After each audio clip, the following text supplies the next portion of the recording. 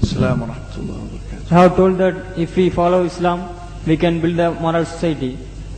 You see, we have 54 Islamic countries. Even we have 95% Muslims over there. They follow Islam only. Why we can't build moral society in those countries? Like Pakistan, Afghanistan, they have a civil war between the fight between the Shias and Sunni Muslims. Why we can't build moral society over there, even though they have follow Islam? We have 95 Muslims over there. That is, you have told that if we follow Islam. No, you mean to say that Afghanistan, Pakistan, these countries are following Islam, but there's still civil wars and fighting amongst Muslims like Shia and Sunni? Why you are asking? We can't build moral society over there, even though we have 90%, 95 Muslims over there? First of all, Pakistan is not following Islam. Are you joking? I'm saying not Pakistan have 90% Muslim. Muslim means follow Islam. But Muslim, what Muslim? What Muslim?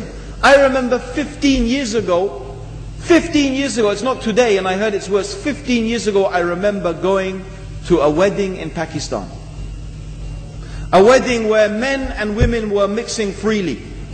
Where the bride was dancing on the stage with all the male members of the family dancing on the stage. I am sure somewhere around, we probably hidden in a corner then, but I hear now it's open, drinking alcohol. What Muslim are we talking about? This was 15 years ago. Now I hear it's even worse. Oh yes, they're Islam. When the bride and the groom are walking to the car, they're holding the Quran over their head for blessing. That Islam? That's not Islam. What Islam is that? That's exactly the thing I'm talking about. That's why the Muslims are in such a mess. Because of this nonsense, this hypocrisy, actually they are insulting the Quran by doing that. Amongst all of this haram, they think that the Quran, holding it over their head, is going to bless them because they're holding it. What is that? Where did they get this from? So, I don't know what we're talking about. In fact, this is the problem. You see, the Muslim world itself is so far from Islam. So many. You find here in India, or I know it's not a Muslim country, but there are lots of Muslims here, but I don't know what sort of Muslim. Most of them go to the dargah and they call upon some dead person in the grave, and they think that by talking to a dead person, they're going to have their needs fulfilled. What's the difference between that and worshipping an idol? There's no difference, believe me. It's shirk. I've seen it myself with my own eyes. I'm praying in the masjid. The adhan goes. The people are praying in the masjid. And the people in the dargah are not coming to the mosque to pray. They're still going around the dargah and making all their whatever the things they do. What's that? That's not Islam. You go to many countries.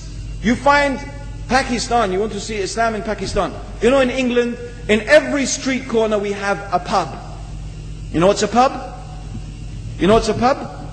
Like a bar, you know, a place where you sit and drink alcohol. Yeah? Yes? In Pakistan, believe me, they have something worse than that. Yes, worse. On every street they have a picture of a palm. Everywhere you see it, hanging from the windows. They have the picture of a palm.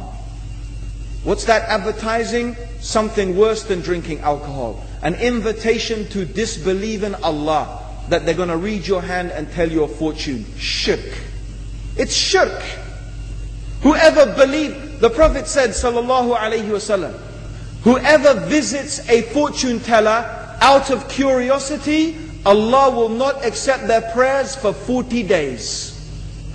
Whoever believes in the fortune teller has disbelieved in Allah and His Messenger. That includes, by the way, horoscopes. Yet and you see in Pakistan a picture everywhere of a hand. Worse than a pub. Worse than a pub. It is better to drink alcohol than make shirk with Allah. Yes.